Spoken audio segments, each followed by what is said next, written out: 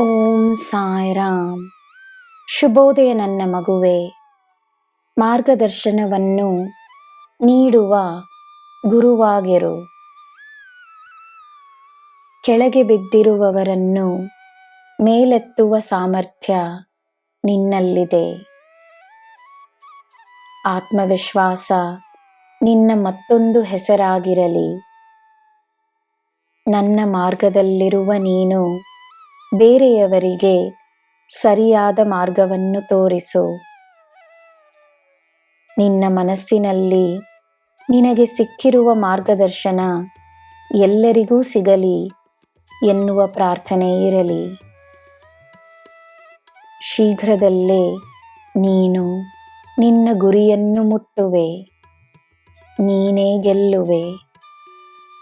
ನಿನ್ನ ದಿನ ಶುಭವಾಗಿರಲಿ. ಸರ್ವಂ ಸಾಯಿಮಯಂ. ಜೈ ಸಾಯಿರಾಮ್.